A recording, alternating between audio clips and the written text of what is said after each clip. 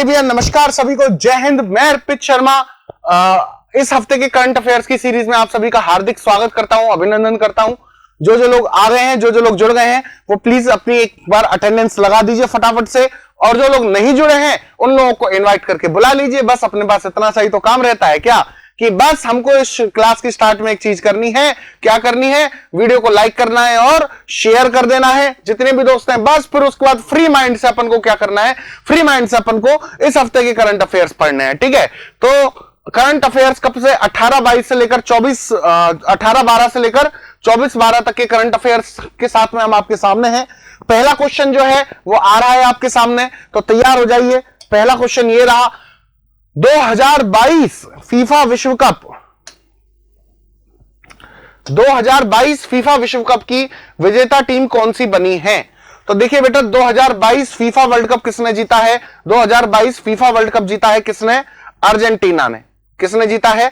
Argentina ने 2022 FIFA world cup जीता है। अब फीफा वर्ल्ड कप 2022 अर्जेंटीना इसकी कितने साल बाद विजेता बनी है और कहां पर आयोजित हुआ, क्या क्या चीजें हुई, ये सब हम जानेंगे इसके नेक्स्ट चैप्टर पर। तो देखिए क्वेश्चन की डिटेल्स। तो देखिए, कतर में विश्व कप के फाइनल में अर्जेंटीना ने फ्रांस को पेनल्टी शूटआउट में 4-2 से हराया। देखिए, जो फिक्स टाइम रहा, फिक्स टाइम तक क्या रहा, स्कोर जो है वो 2-2 से बराबर रहा। अब उसके बाद में क्या हुआ? उसके बाद में एक्स्ट्रा टाइम दिया गया, एक्स्ट्रा टाइम में भी कोई रिजल्ट नहीं निकला। तो अब फाइनली क्या किया गया? उसके बाद पेनल्टी शूटआउट कराया गया और फाइनल बिल्कुल बेटा फाइनल की तरह हुआ। मतलब जो होता है ना, बिल्कुल रोमांचक, जैसे 2019 क्रिकेट वर्ल्ड कप का हुआ था। उसमें क्या हुआ था? इंग्लैंड और न्यूजीलैंड के बीच फाइनल था और उसमें बिल्कुल एंड तक भी, सुपर ओवर के बाद तक भी रिजल्ट नहीं निकल पाया था। सेम वैसा ही रहा यहां पर भी, एक तरीके से आप कंसिडर करें तो फाइनल की तरह हुआ। बहुत इंटरेस्टिंग था। इसमें जो अर्जेंटीना है, अर्जेंटीना ने फ्रांस को किस में हराया? फ्रांस को पेनल्टी शूटआउट में हराया। इट मींस दैट फ्रांस जो है वो उपविजेता बनी है और अर्जेंटीना क्या बनी है? इस वर्ल्ड कप की विजेता बनी है। 36 साल बाद, कितने साल बाद वर्ल्ड कप जीता है? आफ्टर 36 ईयर्स, 36 साल बाद अर्जेंटीना ने फुटबॉल विश्व कप जीता है। इससे पहले 1978 और 1986 का जो वर्ल्ड कप है वो पहले अर्जेंटीना जीत चुकी है। 86 के बाद अब कब जीता है उसने? 2022 में वर्ल्ड कप जीता है। ठीक है, तीसरी बार अपने नाम रखने को अपने नाम पर इन्होंने खिताब किया है। अच्छा, जो पहले वर्ल्ड कप विजेता बनी थी टीम, उसमें भी जैसे देखिए, इसमें आप ये देख सकते हैं लियोनेल मेसी, आप सब लोग जानते होंगे मेसी को। विश्व के महानतम फुटबॉलरों में से एक है मेसी। इन्हीं के ही एक देश के फुटबॉलर हुआ करते थे। कौन? Diego Maradona. Diego Maradona. तो डिएगो मैराडोना जो थे, हाल ही में इनका पिछले वर्ष क्या हुआ है, निधन भी हुआ है डिएगो मैराडोना का। और ये भी विश्व के महानतम खिलाड़ियों में आते हैं और इन्होंने एक गोल किया था। इनका एक गोल था, उसको गोल ऑफ द सेंचुरी नाम दिया गया था। ठीक है, तो इन्हीं का ही एक गोल था, उसको गोल ऑफ द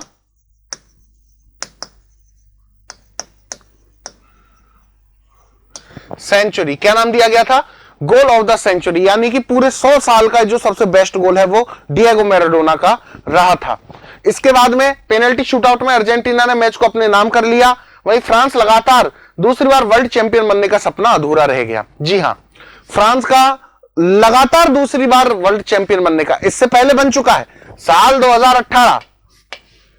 2018 में चैंपियन बना था। कौन? फ्रांस। किसको हराया था? क्रोएशिया को। फाइनल में किसको हराया था? क्रोएशिया को हराया था फ्रांस ने। ठीक है, लेकिन इस बार क्या हुआ? इस बार फाइनल में हार गया। फाइनल में उसको शिकस्त मिली अर्जेंटीना के हाथों। 2018 में चैंपियन बना था, 2022 में भी लगातार दूसरी बार चैंपियन बनने वाला था, लेकिन उसके विजय रथ पर क्या लगा दिया गया? ब्रेक लगा दिया गया। 2018 में चैंपियन बनी थी फ्रांस, दूसरी बार वर्ल्ड कप फाइनल में पेनल्टी शूटआउट में आ रहा है। ये दूसरी बार ऐसा हो रहा है। ऐसा नहीं है कि दूसरी बार फाइनल खेल रहा था, जी नहीं। फ्रांस इससे पहले भी वर्ल्ड कप फाइनल खेल चुका है और पिछली बार भी पेनल्टी शूटआउट में आ रहा था, इस बार भी पेनल्टी शूटआउट में ही आ रहा है। ठीक है, 2006 में इटली के खिलाफ फाइनल मुकाबले में पेनल्टी शूटआउट में आ रहा था। कब? 2006 में। और उसके बाद अब कब? 2022 में आ रहा है। मेसी के वर्ल्ड कप कैरियर का यह 26वां मैच भी रहा। मेसी, लियोनेल मेसी ने 26वां वर्ल्ड कप मैच खेला। मेसी ने जर्मनी के लोथार माथोस, देखिए प्लेयर का नाम क्या है, लोथार माथोस का वर्ल्ड रिकॉर्ड तोड़ा है। देखिए लोथार माथोस जो है वो 25 मैच खेल चुके थे वर्ल्ड कप में, उनके नाम पर ये वर्ल्ड कप का रिकॉर्ड था कि लोथार माथोस ने 25 वर्ल्ड कप मैच खेले, लेकिन मेसी ने इस रिकॉर्ड को तोड़ दिया। और मेसी ने कितने वर्ल्ड कप मैच खेल लिए, 26 मैच खेल लिए वर्ल्ड कप में, ठीक है। तो लोथार माथोस के नाम 25 वर्ल्ड कप मैच का रिकॉर्ड था, जो अब किसके नाम पर हो गया है, अब मेसी के नाम पर हो गया है, ठीक है। चलिए बढ़ते हैं आगे। अगला क्वेश्चन, हाल ही में किस एथलीट पर सर्वाधिक आर्टिकल लिखने का विश्व रिकॉर्ड बना है। हाल ही में किस एथलीट पर सर्वाधिक आर्टिकल लिखे जाने का क्या बना है, वर्ल्ड रिकॉर्ड बना है। Usain bolt, Michael Phelps, Neeraj Chopra और ऑस्कर पिस्टोरियस। तो देखिए ये रिकॉर्ड जो बना है वो किसके नाम पर बना है, भारत के ही है। कौन, नीरज चोपड़ा, गोल्डन बॉय के नाम से जाना जाता है नीरज चोपड़ा को।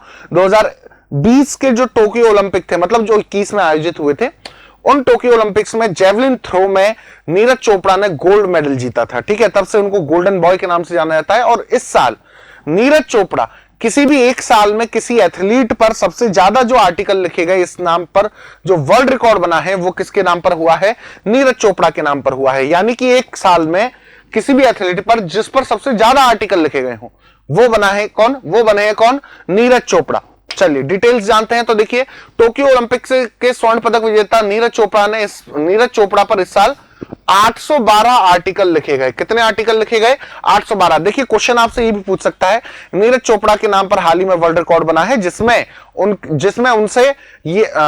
जिसमें सबसे ज्यादा आर्टिकल लिखे गए हैं। ऐसा कहा जाए आपको कि नीरज चोपड़ा के नाम पर वर्ल्ड रिकॉर्ड बना है जिसमें सबसे ज्यादा आर्टिकल लिखे गए हैं। तो उन आर्टिकल्स की संख्या कितनी है, तो उन आर्टिकल्स की संख्या कितनी है, 812 है। नीरज चोपड़ा बताने की जरूरत ही नहीं है भैया आप लोगों को, ठीक है, कितने चॉकलेटी बॉय हैं। और नीरज चोपड़ा बहुत अच्छे एथलीट भी हैं, ऑब्वियसली अच्छे एथलीट हैं, पहले अच्छे एथलीट हैं, अब तो कई सारे एड्स भी मिलने लग गए। देखिए ये अच्छी बात है भारत में, क्या है अच्छी बात, भारत में क्रिकेट से बढ़कर दूसरे गेमों को भी अब महत्व दिया जाने लगा है धीरे धीरे। ये बहुत अच्छी बात है।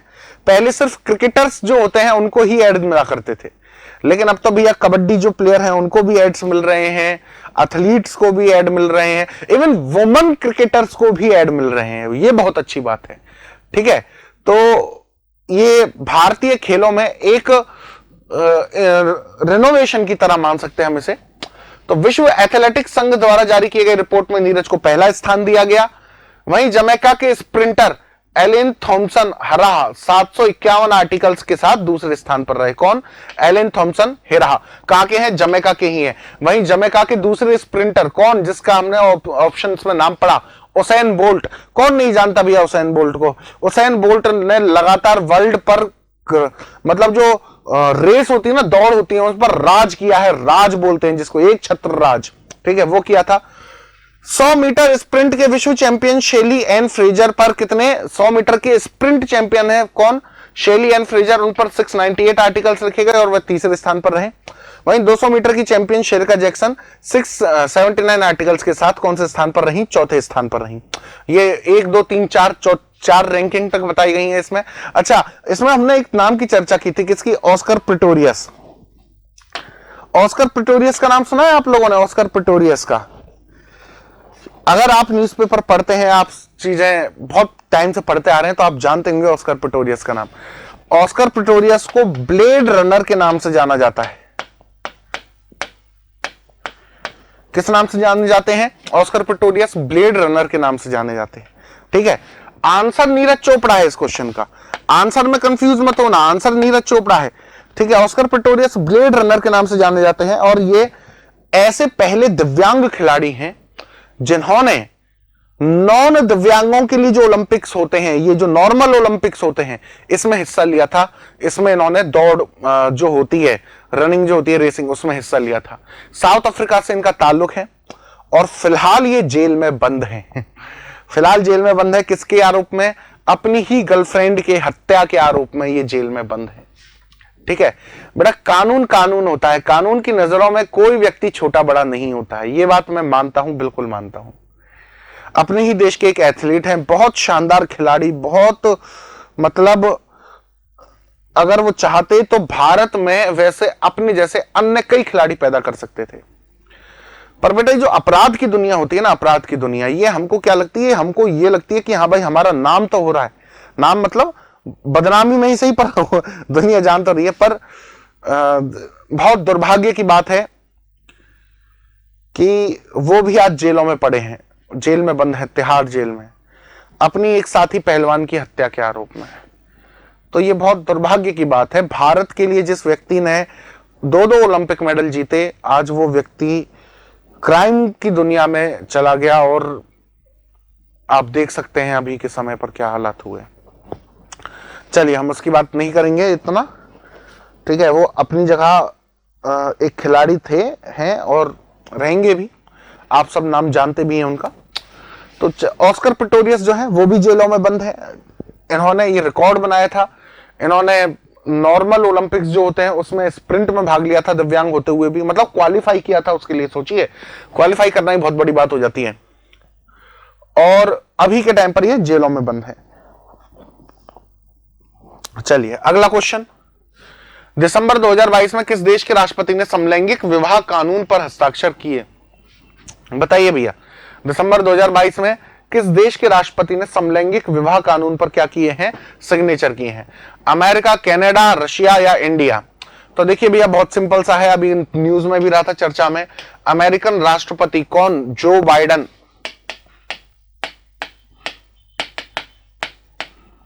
अमेरिकन राष्ट्रपति जो बाइडेन ने क्या किए हैं अभी?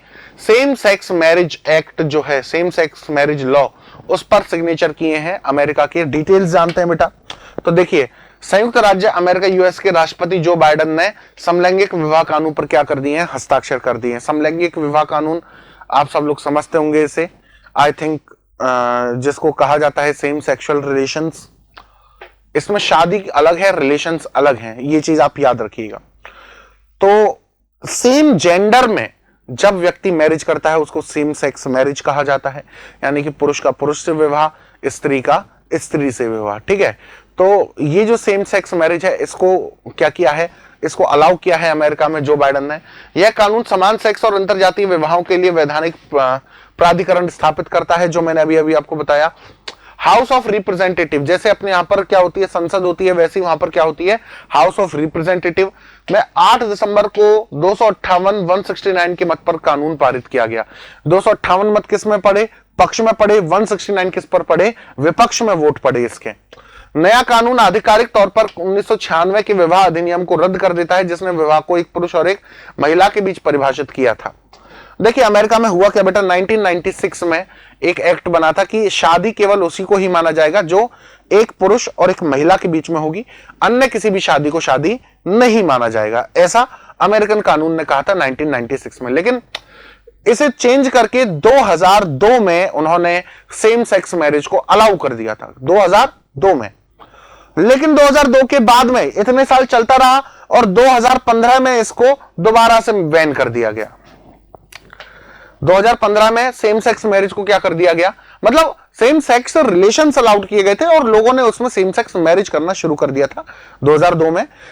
लेकिन 2015 में सेम सेक्स मैरिज को गैर कानूनी घोषित कर दिया था अमेरिका ने, ठीक है। 2015 में। जी हां, हम बराक ओबामा के दौर को खुले विचारों का दौर कहते हैं। बराक ओबामा के दौर को अमेरिका का बेहतरीन काल कहा जाता है। लेकिन उसी काल के दौरान जो अमेरिका है, अमेरिका ने सेम सेक्स मैरिज को क्या किया था? इलीगल घोषित किया था, ठीक है।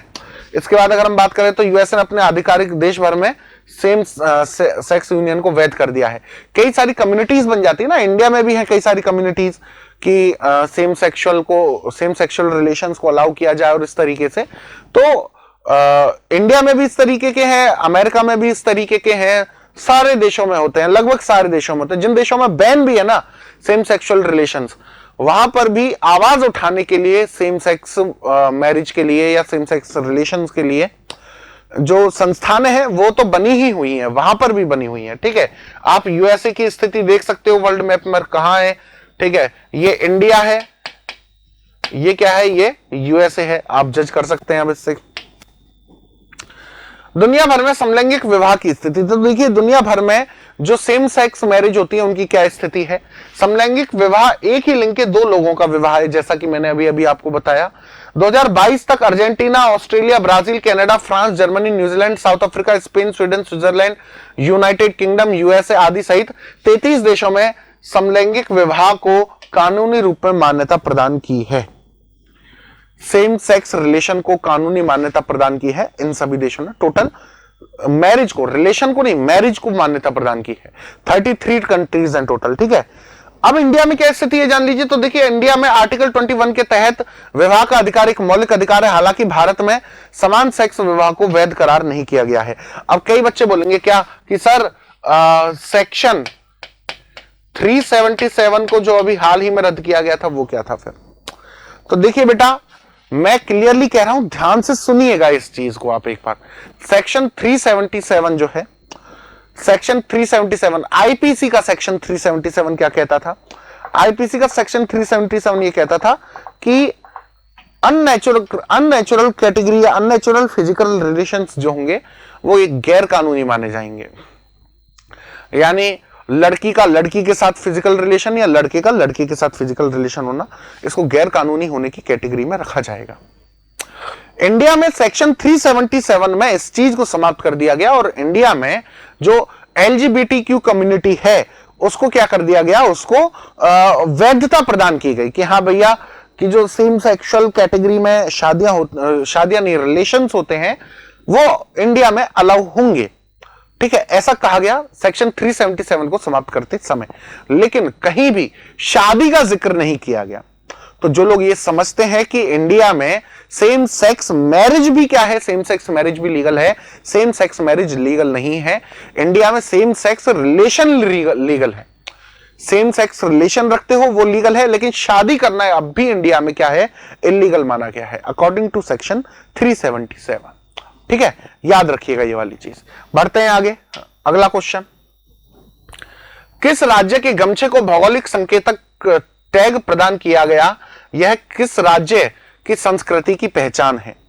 तो देखिए हाल ही में एक राज्य का एक गमछा होता है, गमछा, गमछा समझते हैं ना, गले में डालते हैं और वो यूं लेके गोविंदा बन जाते हैं, बिल्कुल ठीक है, वही गमछा। तो गमछे को क्या प्रदान किया गया है, जीआई टैग प्रदान किया गया है। अब जो जीआई टैग है वो किस राज्य के गमछे को प्रदान किया गया। तो देखिए बेटा, गमछा एक्चुअली सांस्कृतिक रूप से पहचान है किसकी, गमछा एक्चुअली सांस्कृतिक रूप से पहचान है असम की। असम में जो गमछा होता है उसको पहना जाता है। ठीक है, अब दिखाते हैं आपको इसकी डिटेल्स क्वेश्चन की। तो देखिए असम की सांस्कृतिक पहचान गमोचा या गमछा, देखिए इसको लोकल लैंग्वेज में लोग गमोचा भी बोलते हैं। कहां पर, असम में इसको गमोचा भी कहते हैं या गमछा भी कहा जाता है, ये आप देख सकते हैं। ठीक है, व्हाइट कलर का एक पट्टीनुमा वो होता है, उस पर रेड कलर की क्या बनी होती है, कलाकृतियां बनी होती है। मोदी जी को भी पहनाया गया था जब मोदी जी गए थे असम में, राहुल गांधी जी को भी पहनाया गया था जब ये भी कहां पर गए थे, असम में गए थे। ठीक है, तो गमछा एक्चुअली वहां पर एक तरीके से, हमारे यहां पर क्या करते हैं, हमारे यहां पर ज्यादातर नॉर्थ इंडिया में मालाएं पहनाते हैं। ठीक है, माला पहनाकर शॉल ओढ़ाकर स्वागत करते हैं। उसी तरीके से वहां पर असम में क्या, गमछा पहनाकर स्वागत किया जाता है, जो असम का पारंपरिक क्या है, पारंपरिक रूप से लिबास है उधर का। गमोचा या गमछा लाल बॉर्डर और अलग अलग डिजाइन और मेटफ्लिक्स के साथ कपड़े के ऊपर हाथ से बना हुआ एक बड़ा स्कार्फ या दुपट्टा होता है, जिसे बड़ों और मेहमानों को असम के लोग सम्मान के तौर पर भेंट करते हैं। मैंने जैसा अभी अभी कहा, अपने से बड़े या कोई व्यक्ति है, इंपॉर्टेंट पर्सन है, उसको सम्मान पूर्वक पहनाया जाता है, सम्मान का प्रतीक होता है गमछा। यह असम की सभी सामाजिक और धार्मिक इवेंट्स का एक अभिन्न अंग है जो असम की संस्कृति को शोकेस करता है। यानी कि यह असम की संस्कृति को क्या करता है, दिखाता है, पूरे वर्ल्ड के सामने दर्शाता है। ठीक है, इस तरीके से गमछा उड़ाकर जो स्वागत होता है वो केवल कहां पर होता है, असम में होता है। आप देख लीजिएगा, कभी भी नोटिस कर लीजिएगा। ठीक है, चलिए, तो देखिए जीआई टैग, जीआई टैग का मतलब global identification tag, global identification tag, यानी कि एक कोई ना कोई ऐसी चीज होती है जो किसी ना किसी जगह की फेमस होती है, उसको भारतीय सरकार यदि जीआई टैग प्रदान कर देती है तो उसको संरक्षित कैटेगरी में मान लिया जाता है और वो पूरे वर्ल्ड के पटल पर आता है, पूरे वर्ल्ड के सामने निकल कर आता है। ठीक है, यही जीआई टैग होता है। और जीआई टैग हाल ही में किसको दिया गया है, असम के गमछे को दिया गया है। तो असम में और कौन कौन सी चीजें हैं जिनको जीआई टैग प्रदान किया गया है, तो वो जानते हैं। तो देखिए, असम का मोगा सिल्क, मुगा सिल्क असम में बहुत फेमस है, सिल्क की एक कैटेगरी होती है, इसको जीआई टैग प्रदान किया गया था। असम की कार्बी आंगलोर जिंजर, जिंजर यानी कि अदरक, ये भी याद रखना। असम की एक अदरक होती है, बहुत फेमस होती है, उसको भी जीआई टैग दिया गया है। असम का जोहा राइस, जोहा राइस इसको काला चावल भी कहा जाता है, ठीक है, जोहा राइस बोल लीजिए या काला चावल। काला चावल जो होता है असम का, उसको जीआई टैग प्रदान किया गया था थोड़ी समय पहले। तेजपुर की लीची, तेजपुर नाम से जगह पड़ती है असम में, वहां की जो लीचियां होती हैं बहुत फेमस होती हैं भैया, बहुत टेस्टी होती हैं, ठीक है। बाकाचोल और काजी नेमू, इन सब चीजों को क्या प्रदान किया गया है असम में, जीआई टैग प्रदान किया गया है, इनको संरक्षित किया गया है। चलिए बढ़ते हैं आगे अगले क्वेश्चन की तरफ। तो अगला क्वेश्चन, हाल ही में किसने मिसेज वर्ल्ड 2022 का खिताब जीता है? Mrs world,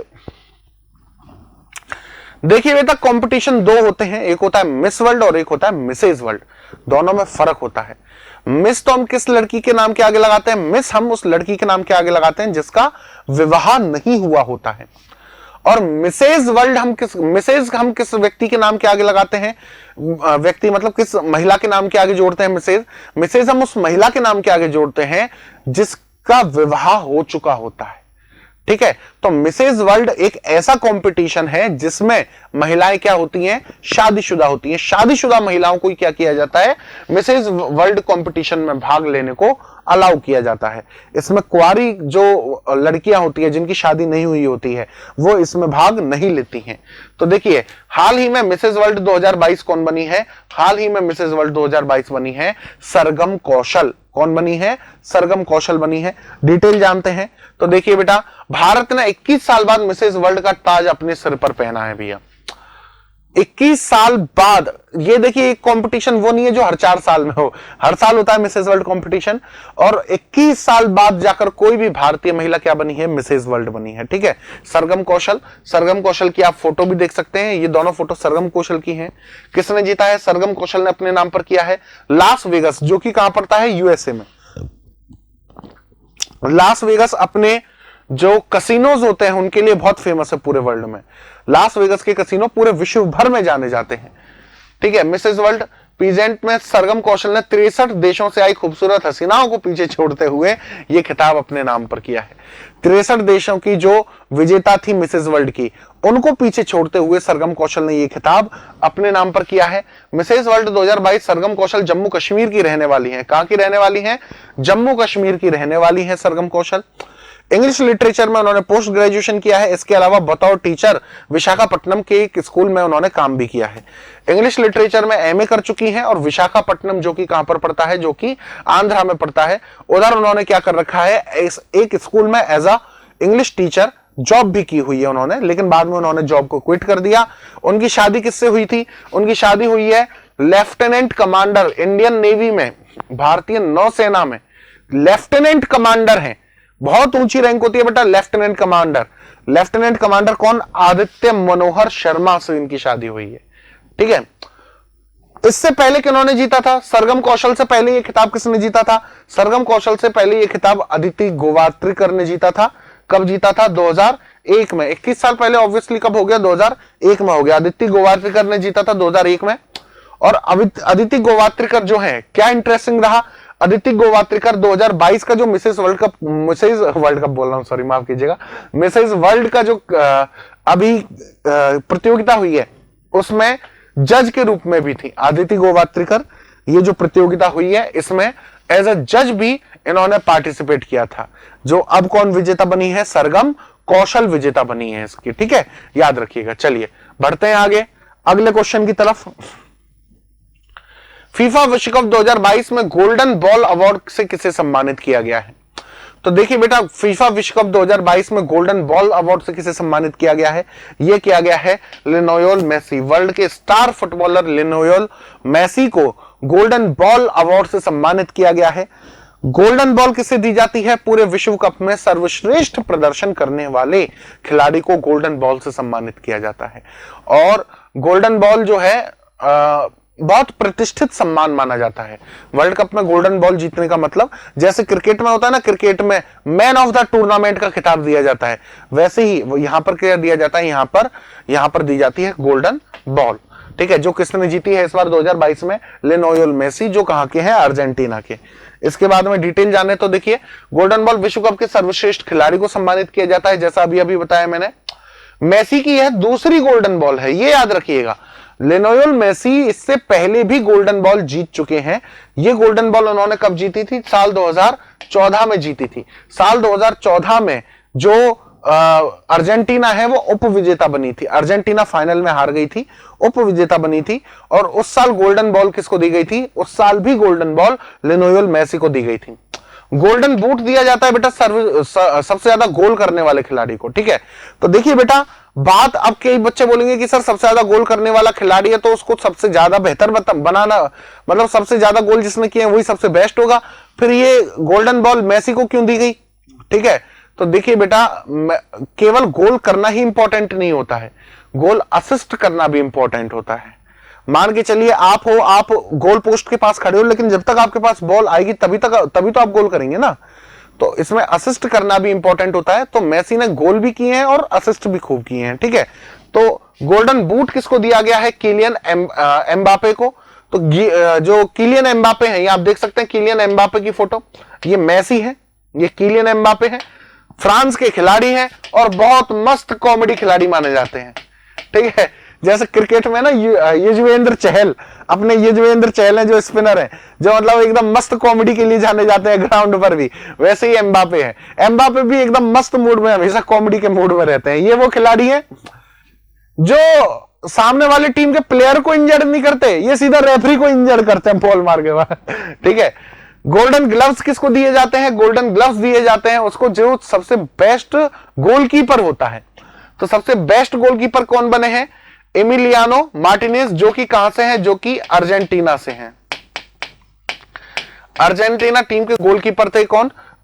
Emiliano Martinez. ये एमिलियानो मार्टिनेज की फोटो देख सकते हो। इनको गोल्डन ग्लव्स अवार्ड से सम्मानित किया गया है, जो सबसे ज्यादा गोल रोकता है उसको गोल्डन ग्लव अवार्ड दिए जाते हैं। तो ये इस बार का जो मेन समरी है फुटबॉल वर्ल्ड कप की, वो रही थी। अगला क्वेश्चन, भारतीय मूल के लीडर लियो वराडकर को किस देश के प्रधानमंत्री के रूप में चुना गया है? तो देखिए बेटा, इंडियन मूल के हैं, इंडियन ओरिजिन के हैं लियो वराडकर, और ये हाल ही में प्रधानमंत्री बने हैं कहां के? आयरलैंड के। ठीक है, इंग्लैंड के तो कौन बने हैं? ऋषि सुनक, वो भी भारतीय मूल के हैं।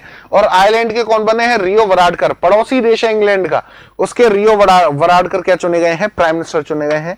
डिटेल जानते हैं तो देखिए, लियो वराडकर दूसरी बार आयरलैंड के प्रधानमंत्री बने हैं। देखिए दूसरी बार, ऐसा नहीं है पहली बार बने हैं, सेकेंड टाइम बने हैं। वे आयरलैंड के सबसे युवा नेताओं में से एक हैं। आयरलैंड के जो यूथ नेता माने जाते हैं उनमें से एक है लियो वराडकर।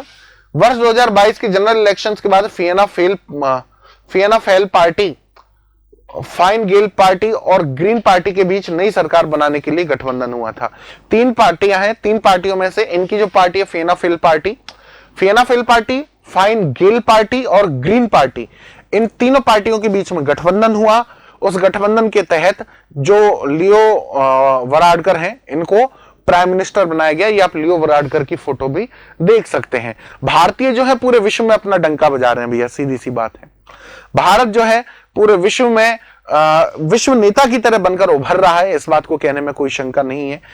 ऋषि सुनक भी देख सकते हैं, लियो वराडकर हो गए, मॉरिशस के प्रधानमंत्री हो गए, कमला हैरिस हो गई अमेरिका की उपराष्ट्रपति। तो बहुत सारे ऐसे देश हैं जिनके जो नेता हैं, जो लीडर हैं, जैसे सेशेल्स के बेविल रामखिलावन हो गए।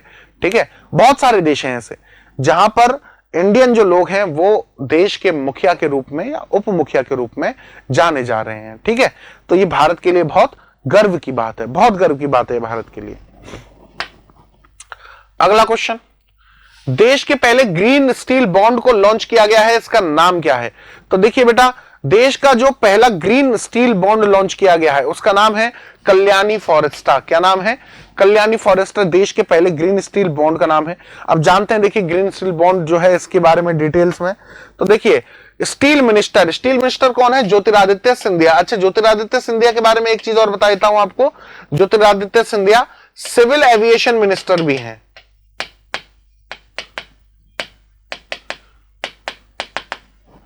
यानी कि जो नागरिक उड्डयन मंत्री हैं, नागरिक उड्डयन मंत्री भी हैं कौन, ज्योतिरादित्य सिंधिया। भारत के पहले ग्रीन स्टील बॉन्ड कल्याणी फोरेस्टा को लॉन्च किया है। भारत में यह अपनी तरह का एक नई पहल है। इस ग्रीन स्टील बॉन्ड का निर्माण पुणे स्थित कल्याणी समूह द्वारा किया गया है। किसने किया है? कल्याणी समूह। कल्याणी समूह कहां पर है? पुणे में स्थित है। कल्याणी समूह ने इसका निर्माण किया है, इसलिए इसका नाम क्या दिया गया है? कल्याणी फोरेस्टा नाम दिया गया है, जो पूर्ण रूप से नवीनीकरण ऊर्जा संसाधनों के उपयोग से तैयार किया गया है।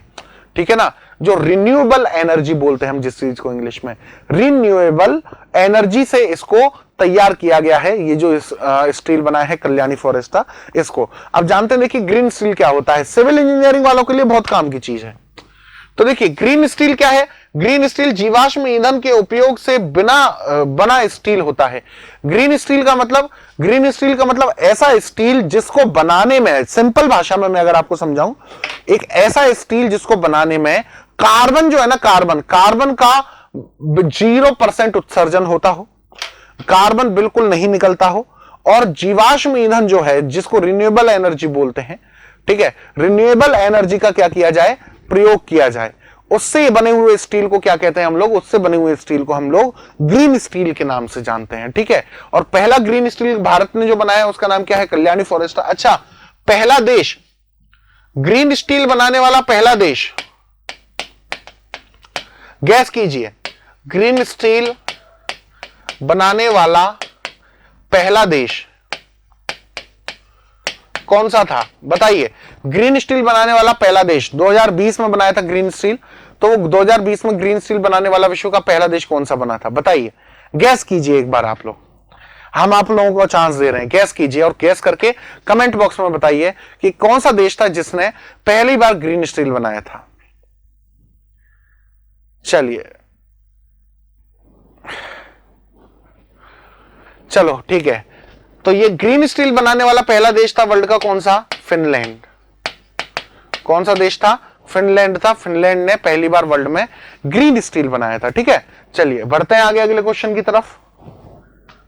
अगला क्वेश्चन, नाक द्वारा ए ग्रेड प्राप्त करने वाला भारत का एकमात्र विश्वविद्यालय कौन सा है?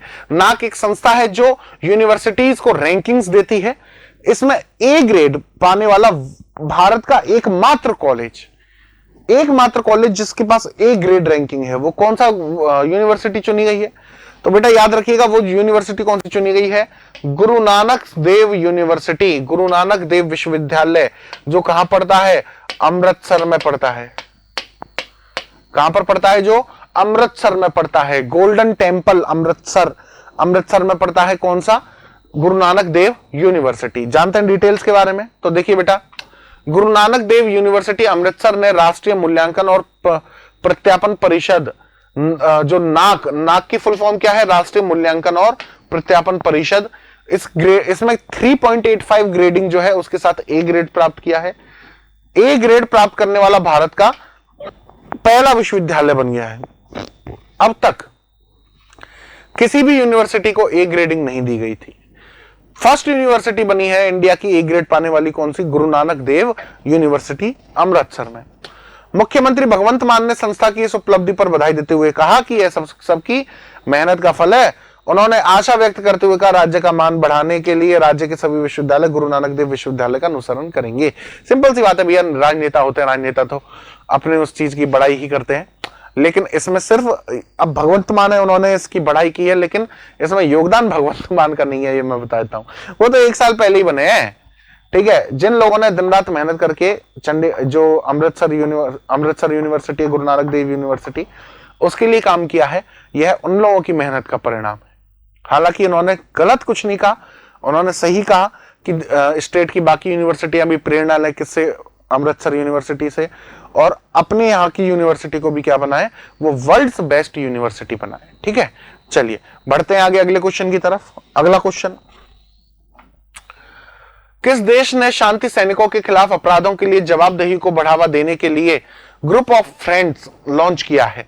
एक संगठन बनाया है ग्रुप ऑफ फ्रेंड्स, वो किस देश ने लॉन्च किया है? तो देखिए, ऐसी इनोवेटिव पहल इंडिया के अलावा और कौन कर सकता है ना?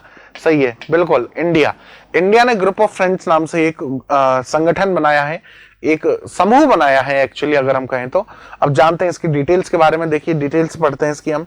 तो देखिए वर्तमान संयुक्त राष्ट्र सुरक्षा परिषद के नेतृत्व के दौरान भारत ने शांति सैनिकों के खिलाफ अत्याचारों के लिए उत्तरदायित्व का पालन करते हुए ग्रुप ऑफ फ्रेंड्स नाम से एक संगठन बनाया है। शांति सैनिक का मतलब क्या होता है ये समझ लीजिए आप। शांति सैनिक का मतलब होता है कि वो सैनिक जो यूनाइटेड नेशंस के लिए, यूनाइटेड नेशंस के प्रति, कई देश होते हैं जहां पर अशांति फैली होती है, वहां पर दूसरे देश की सेनाओं के जो सैनिक हैं वो आते हैं और शांति की स्थापना के लिए काम करते हैं वहां पर, ठीक है। तो वो शांति के लिए जो युद्ध जरूरी होता है, ये वो वाला युद्ध की बात होती है यहाँ पर। तो ऐसी स्थिति में क्या होता है, ऐसी स्थिति में कई सारे सैनिक जो होते हैं वो उस देश के विद्रोहियों के या फिर जो भी लोग कर रहे होते हैं वो सारी हरकतें उनके कब्जे में आ जाते हैं। अब वो लोग उधर कब्जे में आ जाते हैं तो उनके साथ में बहुत अत्याचार किया जाता है। अब उस अत्याचार के खिलाफ आवाज उठाने के लिए भारत ने एक संगठन बनाया। कहां पर बनाया? यूनाइटेड नेशन सिक्योरिटी काउंसिल में बनाया। यूनाइटेड नेशन सिक्योरिटी काउंसिल में कौन सा ग्रुप बनाया? ग्रुप ऑफ फ्रेंड्स नाम से संगठन बनाया। अच्छा, यूनाइटेड नेशंस की सिक्योरिटी काउंसिल के लिए भारत ने 2028 तक के लिए दावेदारी पेश की है, यह भी आपको पता होना चाहिए। भारत ने दावेदारी पेश की है कि भारत वर्ष 2028 तक क्या रहेगा? यूनाइटेड नेशन सिक्योरिटी काउंसिल का अस्थायी अध्यक्ष रहेगा। हालांकि भारत सदस्य रहेगा 2028 तक। हालांकि भारत इसमें स्थायी सदस्यता की भी मांग करता है। G4 देश, आप लोगों को पता होना चाहिए G4 देश। G4 देश कौन सा समूह है?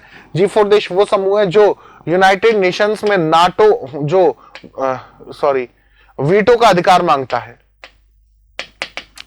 वीटो पावर मांग रहा है। G4 में देश कौन कौन से हैं? भारत है, ब्राजील है, जर्मनी है और जापान है। ये 4 देश शामिल हैं। ये चारों देश क्या बोलते हैं कि इन्हें भी यूनाइटेड नेशन सिक्योरिटी काउंसिल का परमानेंट स्थायी सदस्य बनाया जाना चाहिए और इनको भी वीटो पावर दी जानी चाहिए, क्योंकि वर्ल्ड में ये देश भी अपना अच्छा खासा रसूख रखते हैं, ठीक है। लेकिन इनमें से जो मिलने की उम्मीद है वो सिर्फ भारत को है। पता है क्यों? जापान की सदस्यता का विरोध करेगा रशिया, चीन भी करेगा। जर्मनी की सदस्यता का विरोध करेगा ब्रिटेन, अमेरिका भी विरोध करेगा जर्मनी की सदस्यता का, बिल्कुल करेगा भैया। ब्राजील है, ब्राजील को कोई इतना भाव देगा ही नहीं, कोई भी नहीं देगा ब्राजील को इतना भाव। क्यों? क्योंकि वर्ल्ड इकोनॉमी में भी अभी ब्राजील बहुत पीछे है। बचा भारत। अगर चीन वीटो नहीं लगाए भारत की सदस्यता पर, तो भारत भी क्या बन जाएगा? भारत भी परमानेंट सदस्य बन सकता है। किसका? भारत भी परमानेंट सदस्य बन सकता है यूनाइटेड नेशंस सिक्योरिटी काउंसिल का, ठीक है। चलिए अब इस क्वेश्चन पर आते हैं। विदेश मंत्री एस जयशंकर ने घोषणा की कि नई दिल्ली में जल्द ही एक नया डेटाबेस तैयार होगा जो शांति सैनिकों के खिलाफ हुए अत्याचारों का रिकॉर्ड रखेगा। इस अब समूह में सह अध्यक्ष, यानी कि सह अध्यक्ष का मतलब किस किस देश जो है उन्होंने भारत के साथ में ग्रुप तैयार किया है। Bharat, Bangladesh, Egypt, France, Morocco और नेपाल। कितने देश शामिल हैं? 1 2 3 4 5 6, टोटल 6 देश शामिल हैं जिन्होंने इस ग्रुप ऑफ फ्रेंड्स पर क्या किए हैं? सिग्नेचर किए हैं। यानी कि भारत के साथ साथ इन देशों के भी जो सैनिक शहीद हुए हैं या जिनके खिलाफ अत्याचार हुए हैं यूनाइटेड नेशंस के शांति मिशन के दौरान, उनको भी क्या किया जाएगा? उनको भी इसमें महत्वता दी जाएगी। इसके बाद भारत संयुक्त राष्ट्र शांति सेना में सबसे महत्वपूर्ण सैन्य योगदानकर्ताओं में से एक है, जिसने ड्यूटी के दौरान 177 शांति सैनिकों को खो दिया है। भारत वर्ल्ड में जो शांति स्थापना के लिए सैनिक भेजे जाते हैं उनमें भारत अव्वल नंबरों में से एक देश में आता है। और इस शांति स्थापना मिशन के दौरान भारत अपने लगभग 177 सैनिकों को खो चुका है, शहीद हो चुके हैं 177 सैनिक। अच्छा, पिछले साल यूनाइटेड नेशंस के लिए शहीद हुए भारतीय सैनिकों के लिए एक ऐप भी लॉन्च की गई थी, ठीक है। ये आज आप लोगों का क्या है? आज आप लोगों का होमवर्क है। करंट अफेयर्स का ही क्वेश्चन मानते हैं हम इसको, पिछली साल क्योंकि लॉन्च हुई थी इसलिए। तो उस ऐप का नाम क्या था ये आप लोगों को क्लास खत्म होने के बाद कमेंट बॉक्स में बताना है, ठीक है। कौन सी ऐप लॉन्च की गई थी यूनाइटेड नेशंस में शांति स्थापना के लिए? जो सैनिक हैं उन लोगों के लिए कौन सी ऐप भारत ने लॉन्च करी थी, ठीक है। चलिए बढ़ते हैं अगले क्वेश्चन की तरफ। अगला क्वेश्चन, ब्लॉकबस्टर फिल्म आरआरआर का सॉन्ग नातू नातू ऑस्कर 2023 के लिए शॉर्टलिस्ट हुआ है। इस सॉन्ग को के कंपोजर कौन है? तो देखिए, नातू नातू सॉन्ग आरआरआर मूवी, मैंने आपको बताया था, पिछली बार भी चर्चा की थी हमने आरआरआर मूवी की। आरआरआर मूवी के डायरेक्टर हैं कौन? आरआरआर मूवी के डायरेक्टर हैं कौन? एस राजामौली। तो एस राजामौली को यूएसए जो है, यूएसए के पीपल्स चॉइस पॉपुलर कैटेगरी में अवार्ड भी दिया गया था। तो इस सॉन्ग के, इस आरआरआर मूवी का सॉन्ग जो है नातू नातू, उसके म्यूजिक डायरेक्टर कौन है? तो देखिए, इस सॉन्ग के म्यूजिक डायरेक्टर हैं एम कीरावनी। अब जानते हैं, देखिए इस क्वेश्चन की डिटेल्स के बारे में। तो भारत की ब्लॉकबस्टर फिल्म आरआरआर का सॉन्ग नातू नातू ऑस्कर 2023 के लिए शॉर्टलिस्ट हुआ है। यह सॉन्ग बेस्ट सॉन्ग कैटेगरी में शॉर्टलिस्ट किया गया है, जो ऑस्कर 2023 के लिए शॉर्टलिस्ट हुए 15 गानों में से एक है। ठीक है, टोटल कितने गाने नॉमिनेट हुए हैं? 15 गाने। उन 15 गानों में से एक भारतीय सॉन्ग भी है नातू नातू, उसको भी नॉमिनेट किया गया है। ऑस्कर के लिए शॉर्टलिस्ट होने वाले यह भारत का पहला सॉन्ग है। नातू नातू को एम कीरावनी द्वारा कंपोज किया गया है। ये एम कीरावनी साहब की आप फोटो भी देख सकते हैं। दक्षिण भारतीय संगीत उद्योग के बहुत जाने माने नाम है कौन? एम कीरावनी साहब। ठीक है, याद रखिएगा। चलिए, तो कौन सा सॉन्ग नॉमिनेट हुआ है? नातू नातू। नातू नातू के साथ 15 अन्य सॉन्ग भी हुए हैं। अब देखते हैं किस सॉन्ग को दिया जाता है। हालांकि इस ऑस्कर म्यूजिक कैटेगरी में एक अवार्ड भारत पहले भी जीत चुका है, जो किस सॉन्ग के लिए जीता था। हालांकि वो मूवी भारतीय नहीं थी, भारतीय कलाकारों के साथ बनी थी। ठीक है, पर वो मूवी भारतीय नहीं मानी जाती है। वो मूवी कौन सी थी? वो मूवी थी स्लम डॉग मिलियनेयर। ठीक है, स्लम डॉग मिलियनेयर ने टोटल 11 अवार्ड जीते थे ऑस्कर्स में। ठीक है, चलिए बढ़ते हैं आगे। अगला क्वेश्चन, किसने हाल ही में भारत का पहला गैस प्राइस इंडेक्स लॉन्च किया है? तो देखिए बेटा, भारत का पहला गैस प्राइस इंडेक्स लॉन्च किया गया है हाल ही में। ठीक है, पहला गैस प्राइस इंडेक्स इसलिए इंपॉर्टेंट है, और वो किसने जारी किया है? आईजीएक्स ने। किसने जारी किया है? आईजीएक्स। अब देखिए, आईजीएक्स के बारे में भी जानेंगे हम लोग। तो देखिए, इंडियन एनर्जी एक्सचेंज आईईएक्स द्वारा समर्थित, इंडियन एनर्जी एक्सचेंज द्वारा समर्थित है क्या? Indian gas exchange IGX, Indian gas exchange ने बेंचमार्क नेचुरल गैस की प्राइस को दर्शाने वाला भारत का पहला इंडेक्स जारी किया है। यानी कि गैसेस की जो अलग अलग रेट्स होती हैं, जो घरेलू यूज में आती हैं, उनकी जो रेट्स हैं अलग अलग, वो क्या है, उसका इंडेक्स जो है वो जारी किया है, जिसको जिक्सी नाम दिया गया है। गैस इंडेक्स एक्सचेंज इनोवेशन पूरा नाम है, गैस इंडेक्स एक्सचेंज इनोवेशन इसका पूरा नाम है। इस इंडेक्स के तहत कारोबार किए गए सभी गैस के लिए मात्रा भारित एवरेज प्राइस और पश्चिमी और दक्षिणी हब में गैस की कीमतों को प्रदर्शित किया जाएगा। यानी कि अलग अलग क्षेत्रों में गैस की जो कीमत है, वो अलग अलग टाइम पर गैस की कीमत क्या रही, वो इन सारी चीजों को क्या किया जाएगा? इस गैस प्राइस इंडेक्स में शो किया जाएगा। ठीक है, ये इसकी इंफॉर्मेशन है, ये आप याद रखिएगा। ज्यादा बड़ा क्वेश्चन नहीं है, बहुत छोटा सा क्वेश्चन है। जिक्सी नाम दिया गया है। किसने दिया है ये नाम?